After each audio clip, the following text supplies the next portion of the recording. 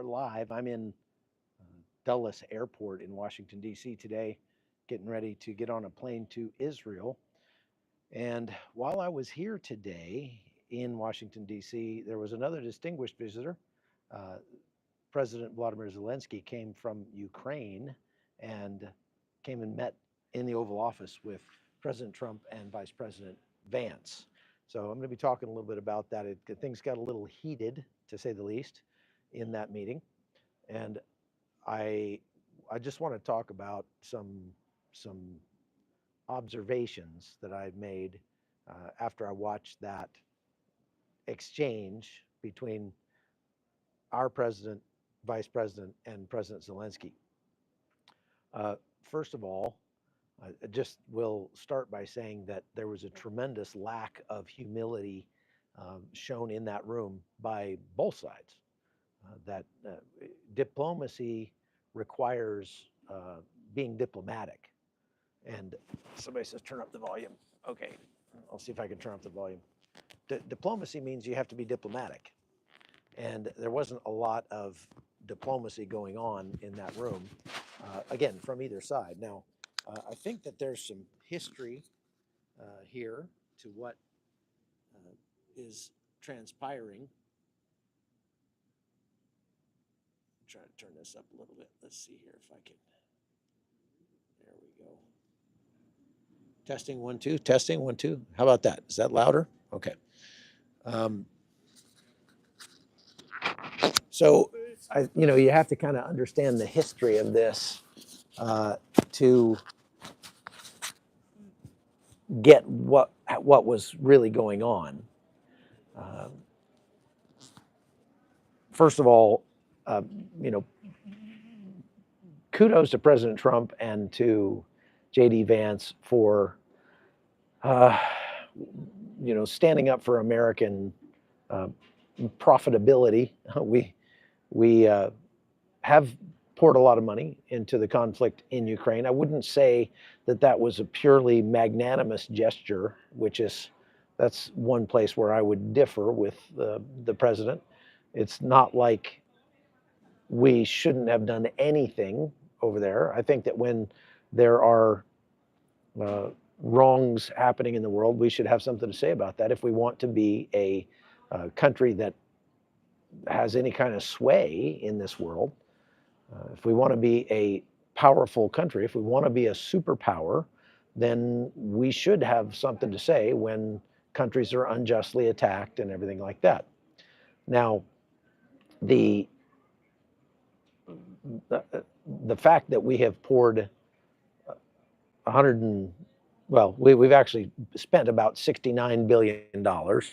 We have pledged to spend $170 billion, but not all of that has been spent yet. That goes on to several years in the future.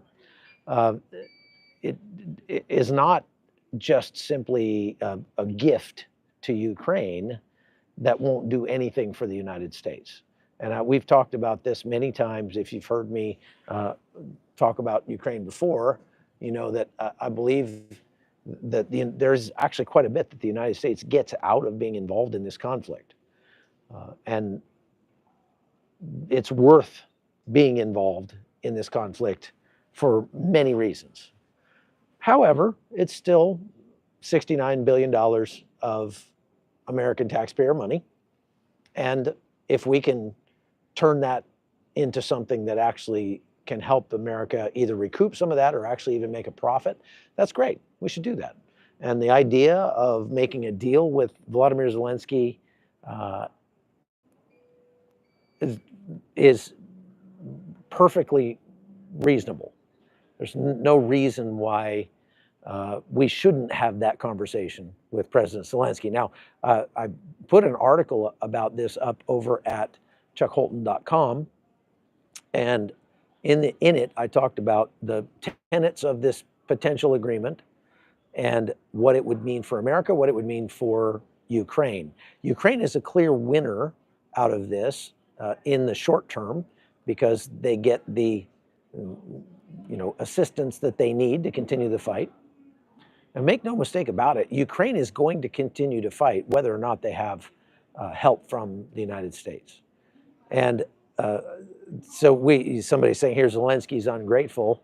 We heard that refrain quite a bit from the president and vice president in this meeting. However, I've been to Ukraine a lot, and I literally have people come up on the street and thank me for being an American.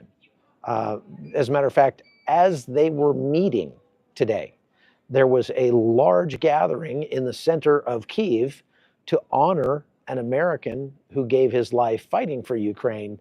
And if you can go look it up, there are pictures of thousands of Ukrainians taking a knee to honor an American soldier who fought for Ukraine, and his coffin is there in the center of all of them, draped in an American flag. Well, if that's not gratitude, I don't know what is. Vladimir Zelensky, for his part, has said thank you. I've heard him. I mean, I've literally been there with him when he said thank you many times. And so this idea that Zelensky's not grateful is just not true. It's just not true. He has made it clear that he's grateful many times over. Now, in this meeting, he wasn't kowtowing. He wasn't on his knees.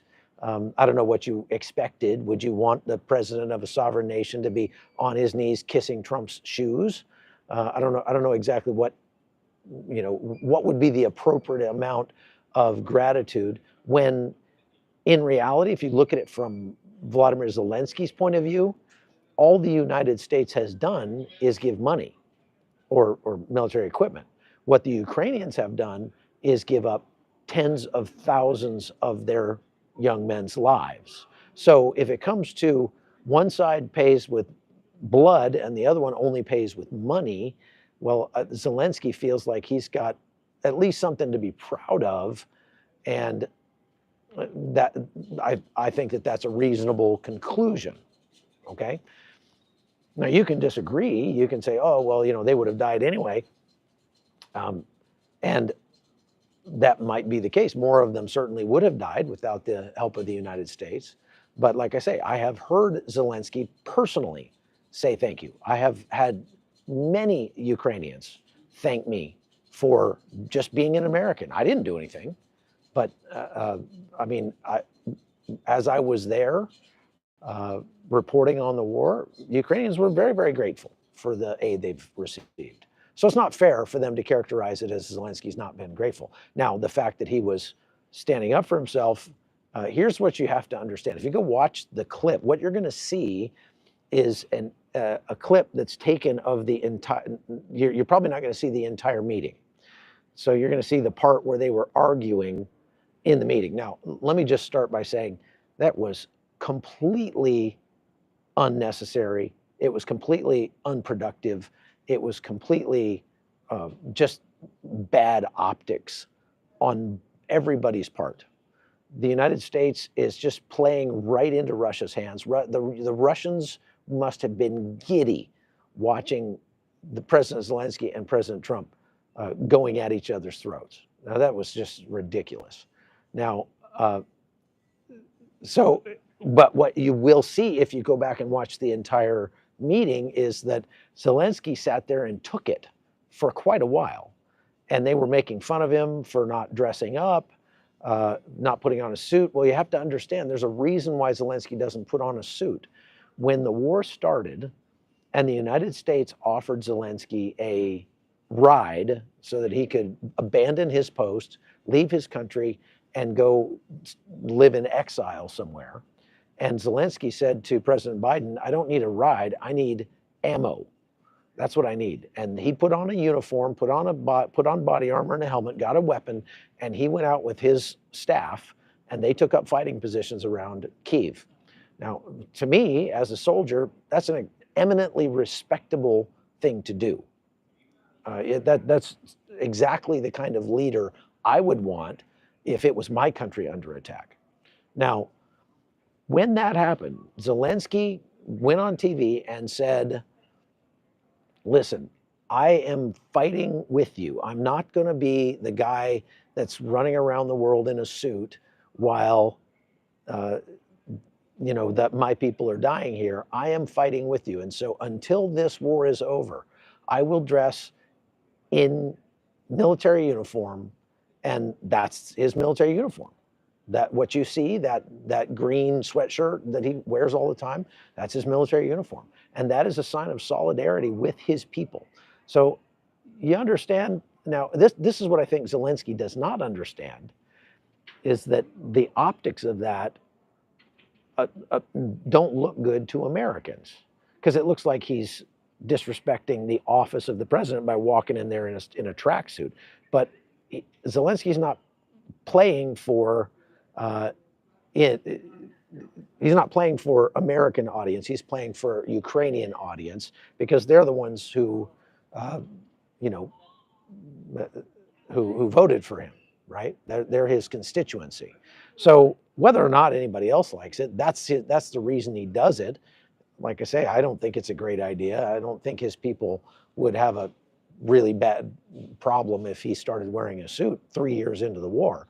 But that's his shtick. It's his thing. I mean, look at, we've got politicians like that. Look at that really weird senator from Pennsylvania who goes around in shorts and a tracksuit. He showed up at the inauguration in shorts and a hoodie. So, you know, we've got people that do that. What I'm saying is, okay, they can, if they have a good relationship with President Zelensky, they could goad him a little bit, like, you know, hey, you got all dressed up to come see us, you know, whatever. But they don't have a good relationship with Zelensky. And so they were sort of making fun of him.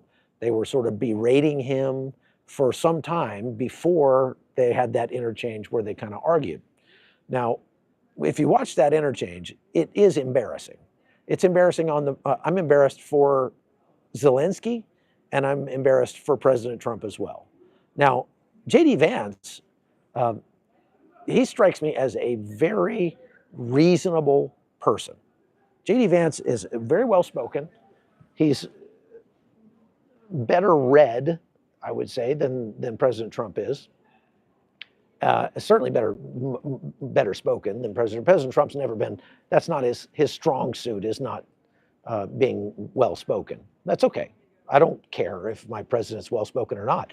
I want his actions to be good for America, and so it's fine with me if he can't speak well. I mean, Barack Obama was a good orator, but the things he did for America were terrible. So I'd much prefer President Trump. But of course, J.D. Vance has got to toe the line with President Trump as well. He doesn't want to get on. No, the thing is, President Trump's pride is what is driving the driving factor for all these negotiations. And after insult, Zelensky's pride flared up as well. And so when you have two proud men who are, you know, both playing for the cameras, both playing for their own constituencies, it's not going to go well. So number one, they should not have had that conversation in public. That was a mistake. If they were not having that conversation in public and they had a terse exchange, okay, fine. That's one thing. Now, the second thing is, if you're in a conflict with somebody and you're trying to talk it out, the worst thing you can do is talk over each other, right? And so if somebody's saying something, then you should let them finish what they're saying. And then you can rebut what they had to say. But if you're talking and somebody else starts talking over you, well, then nobody's listening, all right? Nobody is listening. And if nobody's listening, then there's nothing getting done. There's no reason to be having this conversation. Both of you look like idiots when you're just arguing with each other like that. Now, when you see what's happening, and you see them just both of them talking and nobody's listening, the conversation's over at that point. And I think President Trump was right to sort of cut the meeting short. But this is obviously something that people feel very strongly about in America. And I just, it hurts my heart a little bit to see people just being so nasty about it. See, people are saying Zelensky took billions from the people. Look, Zelensky did not take billions of dollars and go buy yachts and villas around the world. That is complete Russian propaganda. If you believe that, you are the victim of Russian propaganda. I'm sorry, you are. I've been there. I've studied it. I've looked into it. It's been tracked down. You can find the information all over the internet. There is tons of proof out there that Vladimir Zelensky has not been buying villas and yachts with the money that was given to the United States. Now, everybody brings up this recent interview where an American interviewer asked Zelensky, what about the $170 billion the United States has given you? And Zelensky said, I'm not sure what you mean by that. We have not received 170 billion. We've received about 70 billion. And they're like, well, where's the extra 100 billion? He's like, I don't know what you're talking about. Well, the extra 100 billion is money that's been promised to Ukraine or pledged to Ukraine and has not been released by the United States yet. So they didn't lose. So Zelensky, Ukraine did not lose that money. Now, there was a tremendous problem with accountability in the way that the United States transferred a lot of the military hardware over to Ukraine because it was supposed to be inventoried on our side before it was given to Ukraine, and it wasn't. It was just given to Ukraine without being inventoried.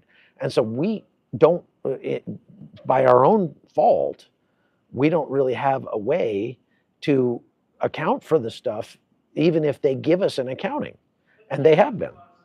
And look, I've sat in Zelensky's office and talked to his staff, and they're like, "Look, put any kind of accountability on us you want. We'll apply." We have a huge team that lives at the U.S. Embassy in Kyiv that is their entire job is to try to maintain some kind of accountability for the things that have been transferred over there, and most people don't know that. So there's just so much Russian propaganda that is infecting American discourse. It's really sad. I wish that I could bring all of you with me to Ukraine and take you to the places I've been and let you meet some of the people there and let you understand from an on-the-ground perspective what it's like. Now, I'm not happy about spending $69 billion, but you don't get to choose when a war comes to you, right? When the war started, look, it wasn't our fault that the war started, and it certainly wasn't Ukraine's fault that the war started, but the war started. And if a war starts, then you have to do what it takes to win the war. And if it costs us $69 billion, that's a small price to pay in the greater scheme of things when you're talking about $1 trillion annual budget. But without a doubt, what I would like to see is for these people, President Trump, J.D. Vance, and President Zelensky, to sit down and to have an adult conversation about this. Now, part of what I didn't like is that you have to understand President Zelensky doesn't speak English that well. He speaks it plenty well enough to, have a conversation, but you have to give somebody who doesn't speak English perfectly well, you have to give them a little bit of grace if they're trying to communicate with you in English, unless you want to communicate with them in Ukrainian. And so Zelensky was trying to make a point and said something like, you're all very lucky here in the United States that you have not had to face an existential threat to your country, an invasion of your country, because you have these large oceans on both sides, yet. And he said, yet. And President Trump really took issue with that. He said, don't tell me yet. How dare you tell me yet? You can't tell us that we're going to face this kind of issue at some time in the future. And I'm like, well, I don't see what was such a huge deal out of that, but like that just threw Trump for a loop, and he just couldn't take that. And the distinct lack of grace, especially in front of the cameras. Look, folks, that's not helpful for America. It's just not. And it might get you all riled up. Yeah, America, yeah, go. But it's not good for America. America needs to be seen as a dependable country, as a country that our allies can count on. Do you, I mean, if you really think this is good, if you think that, yeah, we should be, you know, see, like these people saying shame on Zelensky. Shame on Zelensky for what? What exactly? For trying to save his country? I mean, so I mean, like, what do you mean by that? Shame on Zelensky for what? Uh, he's saying the U.S. would have problems in the future. Well, how is that disrespectful? I mean, I guess you could take that as like he's making some kind of veiled threat. I don't think he was. This is what I'm getting at: is that Zelensky's English is not perfect, and so if Zelensky's trying to make a point that, well, you're very fortunate that you haven't been attacked and had an existential threat against your country yet. He's not threatening America. He's just making that point. And that's a perfectly reasonable point. It's not the kind of thing that should throw our president into a tailspin. And look, if you say it's not his place to speak to our threats, that's not the, what's the big deal? I don't understand what's the big deal there, okay? And I think it's a fair point. We have not been we have not faced an existential threat yet. The bigger point that I'm trying to make is that everyone is watching what is going on in the Oval Office, especially Russia and China. Now, how does having a adolescent spat, you know, puffing up your chest kind of, you know, me big man kind of argument in the in the Oval Office, how does that help America? How does that deter Russia? How does that deter China? Right? So if you know, I don't know. I mean, I think if you're going to be, see, President Trump just seems to me to be very, he has a very fragile ego. And he can't take, you know, criticism. Then honestly, the guy has taken a ton of criticism over the course of his first term and even in the last 4 years. And so I think maybe I could have some grace for President Trump because of that, because he probably is so tired of having people attack him that he, you know, just won't stand for it. But bottom line is, that was an embarrassing display for America. It was an embarrassing display for Ukraine. Nobody won. Nobody won. Now, if you think that that Zelensky was disrespectful, okay, that's your prerogative. Even if he was disrespectful, it's not the kind of thing, it's not diplomatic to start a yelling match in the Oval Office in front of all the journalists. Now, if that had been me, and I was not happy with the way President Zelensky was coming across, I'd say, President Zelensky, I think maybe we need to, you know, finish this conversation in private. Let's take this somewhere, because there's something that I learned as a leader in the U.S. Army Rangers, and that is that you never dress down one of your subordinates in public. You never have a conflict like that in public. If you got a problem with one of your superiors or one of your inferiors, it doesn't matter, either one, you take it to the side. You take it somewhere else, and you do it privately, okay? Then I think that's what bothers me the most, is that this could have been something that they handled privately.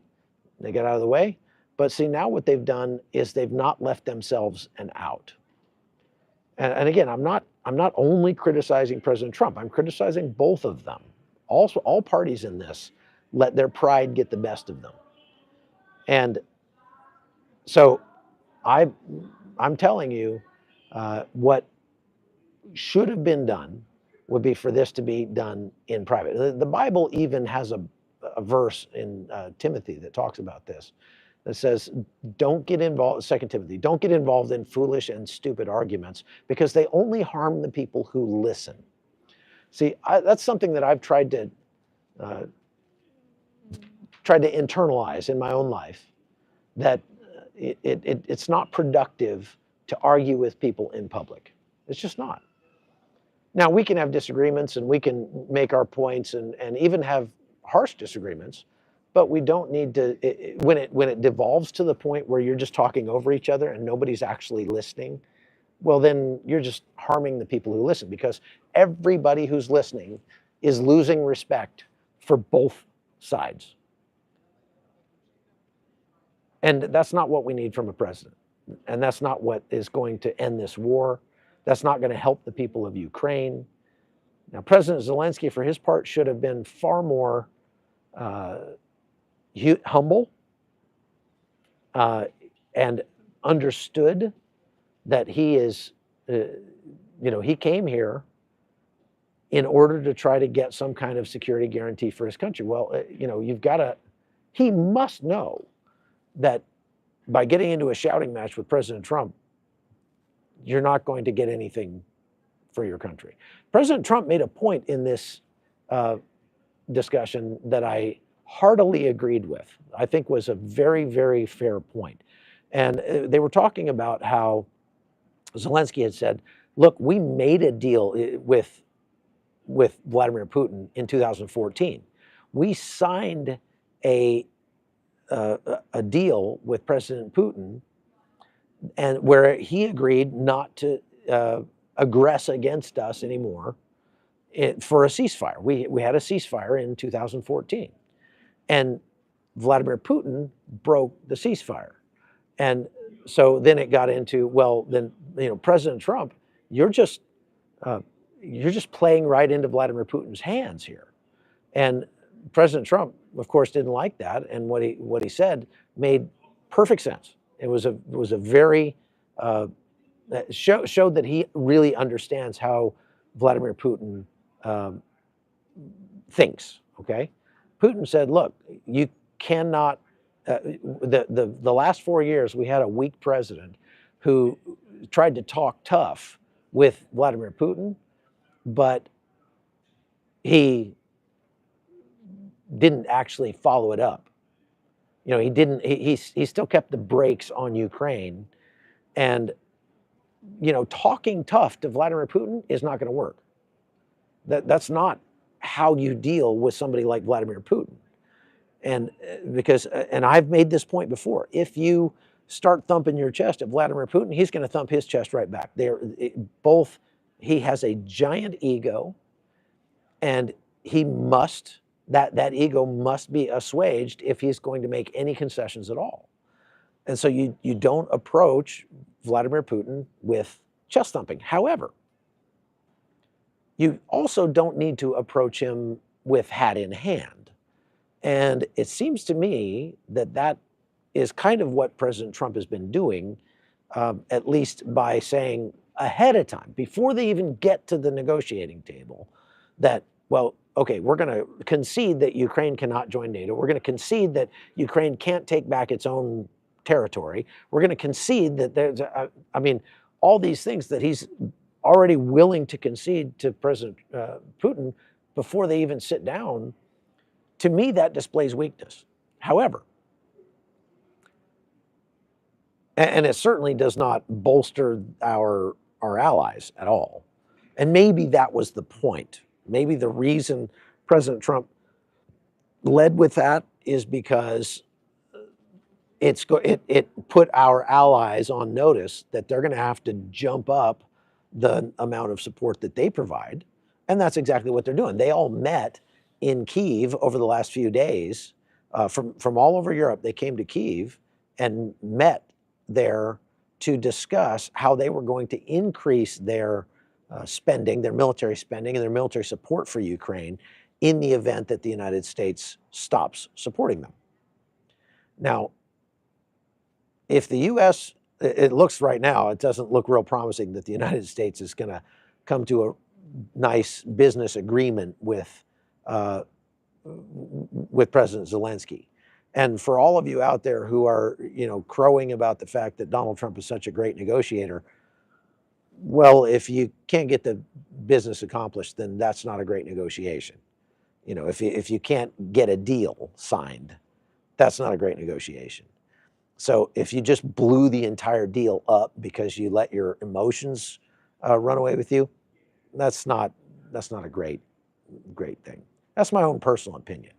And again, that's on both sides. If Zelensky was disrespectful, so was President Trump.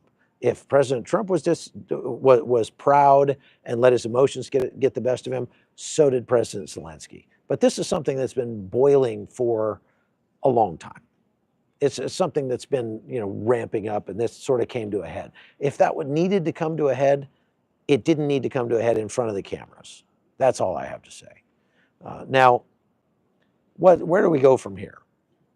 Most likely, they're going to let the temperature settle down a little bit, and then other people are going to take the ball and run with it and try to salvage something out of this. But let me just tell you one thing. If the United States completely pulls out and says we're not going to have anything to do with Ukraine anymore, then Ukraine is going to keep fighting. And Europe is going to increase their support and make up most of the difference from what the United States was giving. And Ukraine is most likely still, in my opinion, still going to eventually come out the winner. Now, the winner for Ukraine is just to be able to stay a country, okay? I mean, that's winning. Winning for Ukraine is easy. They just have to not become Russia, okay? And winning for Russia has to be like taking over Ukraine. I mean, I would say that Russia has already lost in that they have created the very conditions that they said they were working to thwart in Ukraine. If they were calling Ukrainians Nazis, and from a Russian point of view, a Nazi is anybody who doesn't like Russia. Well, they turned a whole bunch of people in eastern Ukraine who were either ambivalent toward Russia or even pro-Russia into absolute Russian haters. So everyone in Ukraine hates Russia now. Everyone. There's not one, you won't find anybody in Ukraine that's not a Russian spy who is pro-Russia anymore, even the people who are of Russian descent in the eastern part of Ukraine. And so they created a self-fulfilling prophecy by what they've done over the last 3 years. Now, so number two, Russia, a lot of people like to say, oh, Russia was so concerned about NATO being on its doorstep. Well, look, if you live in a neighborhood and you don't agree with what your neighbor is doing at his house, okay, you can appeal to the authorities and try to get something done about it.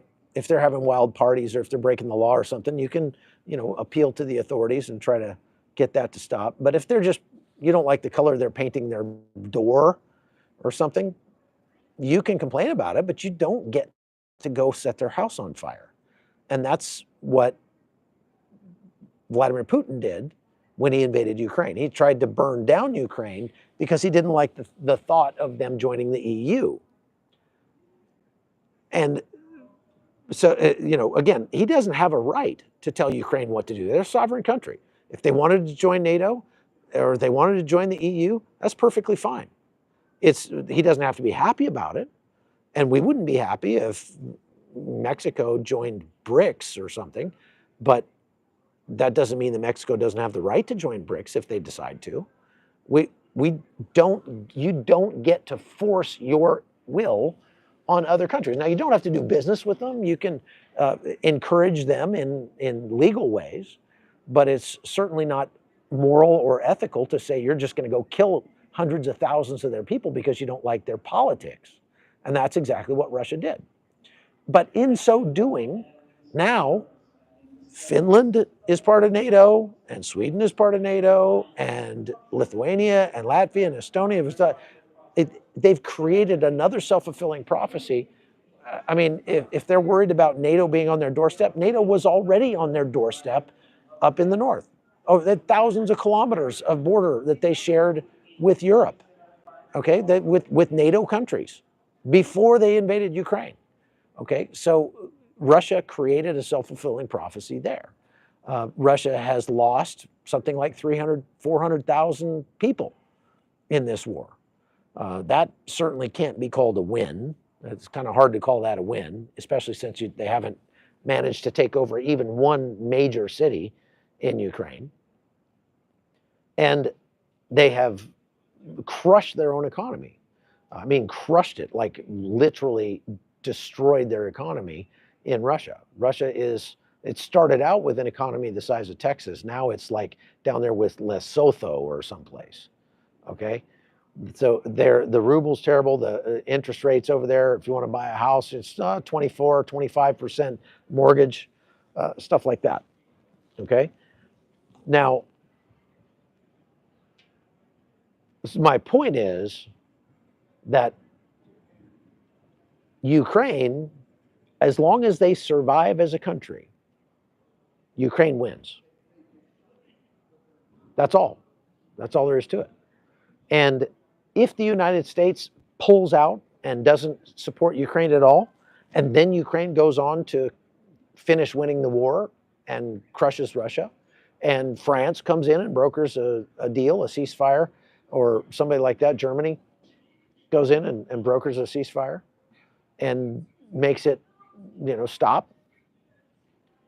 Well, what happened to the great negotiator? What happened to President Trump being such a wonderful businessman and great negotiator? So at this point, America is looking like it's descending in terms of world power. America looks like it's pulling back into itself. America looks like it's run out of money, and it is so unpredictable that our allies can't trust us. And so do you think our allies can trust us? Do you think America looks trustworthy when you see President Trump screaming at one of our allies? You understand, Ukraine is an ally.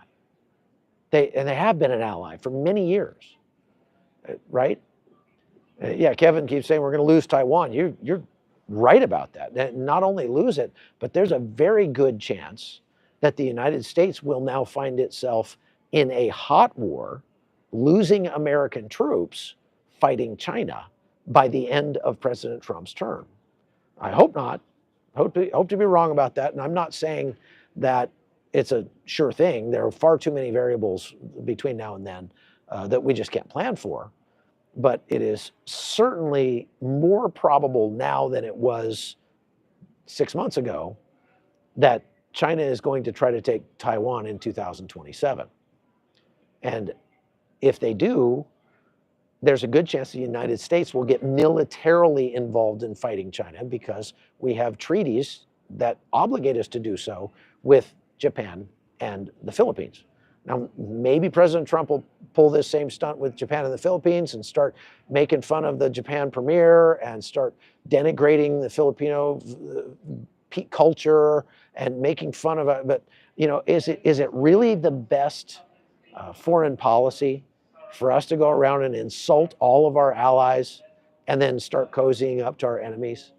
Is that what you want to see our president doing? Because that's what our president is doing. And again, he's doing a lot of things I like. I've been doing a lot of reporting in the last few days over on the migration issue, and it's fantastic what he's doing with the migration issue. He's right on the money. He's listening to the right people. When it comes to his attempts to broker world peace, though, not so much. And for those of you who get your undies in a wad when you hear me say anything that's the slightest bit negative about President Trump, I see all these people here. That's it. I'm out of here. Oh, no, I'm unsubscribing. I'll never watch you again. Okay, good.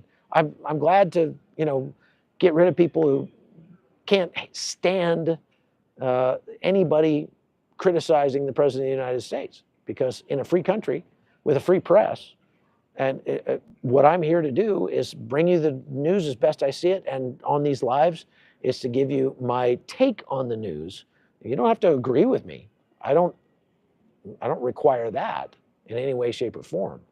But for the hardcore Trumpophiles that just cannot broker any kind of criticism whatsoever for their savior, President Trump, that's not the kind of people that are going to be happy with this channel. So it would be better if you unsubscribed and just don't watch, because you're going to hear me giving you my thoughts about what's going on for the next 4 years. I'm going to try to be reasonable. I'm going to try to be well informed. I'm going to try to go to the places and be on the ground where things are happening. And I'm going to try to bring you the news, the truth about what's happening as best I can. Sometimes that might chafe you. It does me. Believe me, it doesn't make me happy to have to criticize something that President Trump is doing, because I voted for him. But I can't not. If I'm committed to the truth, I have to tell the truth as I see it.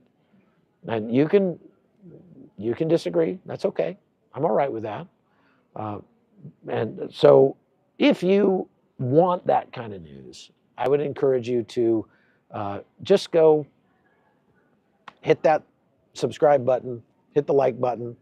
Lord knows, whenever I talk about Ukraine, I get plenty of people that are unsubscribing because they don't like anything that has to do with Ukraine. And I've beat my head against the wall for years trying to overcome the real hardcore bias against Ukraine that is literally the product of Russian propaganda. So it is. It's sad for me to see our country so divided in terms of something like that. We weren't so divided at the beginning of the war. At the beginning of the war, everybody understood what Russia is doing is wrong, and we should stand against it. We should speak up against it, and we should do what we can to help the people of Ukraine. Almost everybody felt that way. And then Russia just kicked it into high gear with the propaganda and managed to infiltrate, especially my conservative party, the conservatives in America. And so many American conservatives have heard so much propaganda that, paints Ukraine as like the worst place on earth. And I'll just tell you, it's just not true.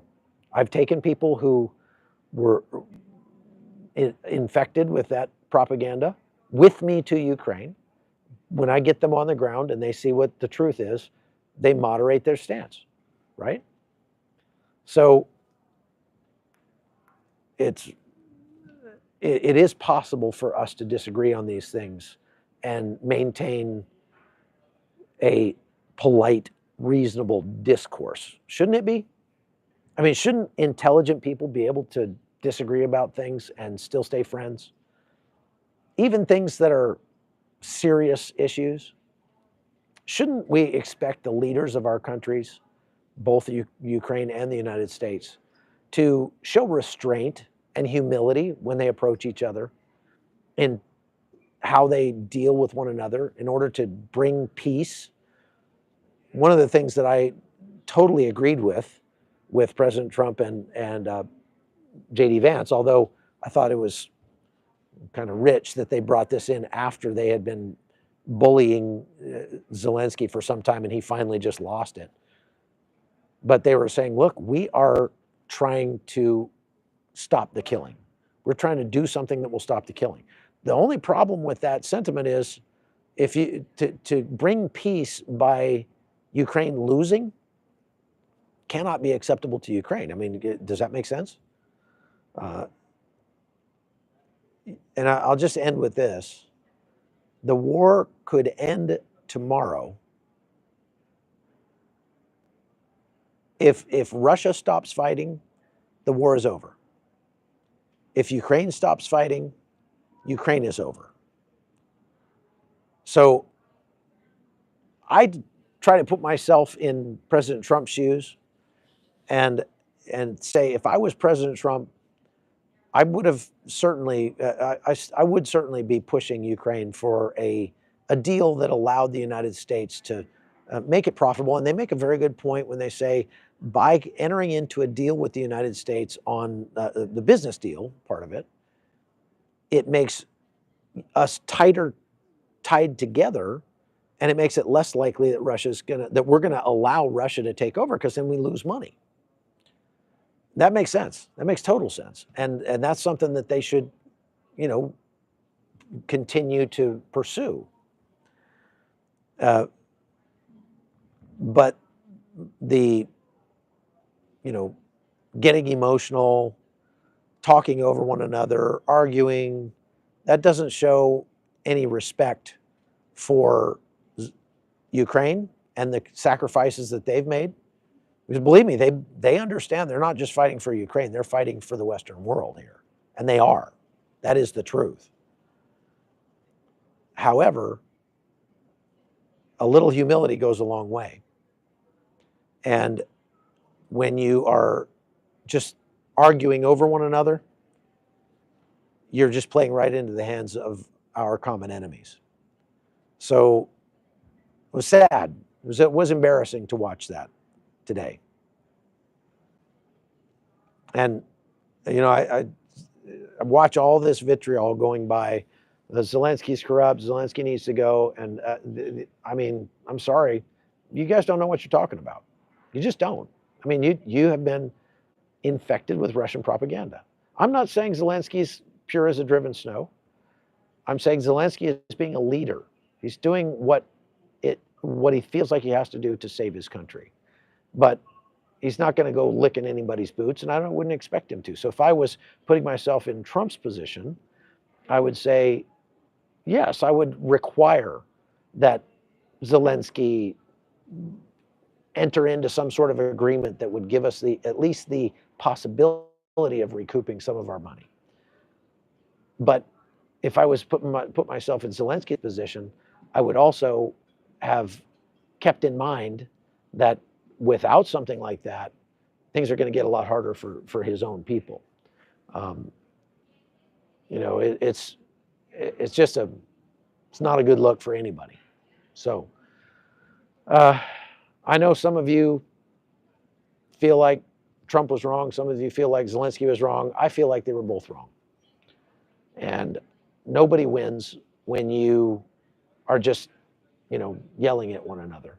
And it doesn't reflect well on you as a leader to let yourself get into a position where you're having a screaming match in front of, you know, the press. That's, you know, just not, it's not good for your country. Question, when Trump disbands the Ranger Regiment, will you turn it in for real? Well, A, Trump's not going to disband the Ranger Regiment. B, I was a Ranger like 100 years ago, and I wouldn't like it for sure, but I'm not sure what that has to do with anything. Certainly not what we're talking about here. So far, what Trump has done, or what Pete Hegseth has done with Trump's blessing with the U.S. military, has been absolutely spot on. Absolutely spot on. I applaud President Trump for what he's doing with the U.S. military. Cleaning up their act, getting rid of the waste and fraud and abuse. I'm listening to a book right now that details the absolutely staggering amount of abuse and waste and fraud that's going on in the U.S. Social Security system.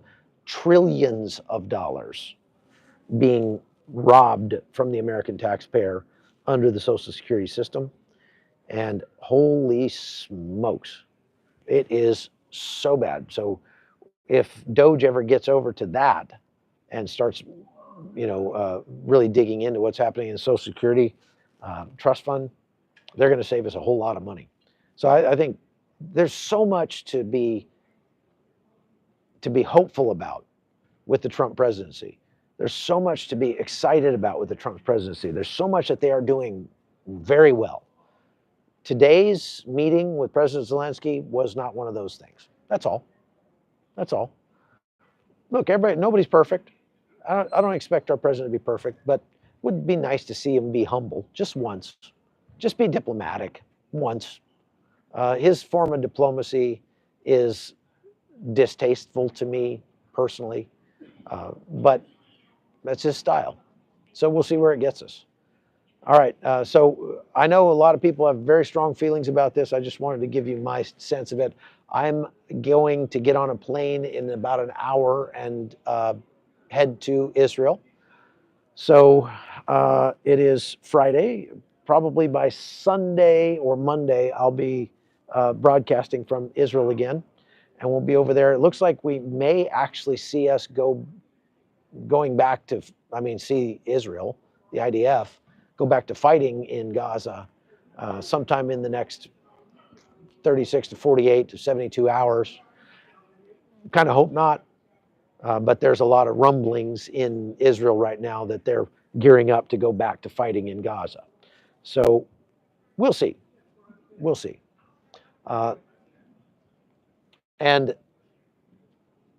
I would suggest that you go to chuckholton.com. When I get over there, we are shortly going to be hosting a very small, intimate gathering, kind of like a Zoom call. It's going to be on Google Meet, I think, but where you can actually get on a discussion panel with me if you are a supporter over at chuckholton.com. And we can have a discussion face to face. You can all get on there. You can share your opinions. We can have a discussion about it and let you all comment, not just by, the comments that go flying by here in the chat that I can't really respond to each one of those, but we're going to actually let you have a conversation with me about whatever issues you want. It's going to be a, free-ranging discussion next week from Israel. And so you're going to want to be a supporter over at chuckholton.com so that you can be a part of that and have direct access to me and let me know what you feel about these things. So I look forward to that. It's going to be fun to kind of see your faces because I'm getting to know a lot of names and everything, but I wouldn't know any of you unless you walked up to me and introduced yourself. So that'll be fun. Looking forward to it. All right, I've got to go and load up here on the plane pretty quick. Long travel day ahead. So we've got a lot of good things coming. Stay tuned. All right. Good talking to you guys. Take care. We'll see you.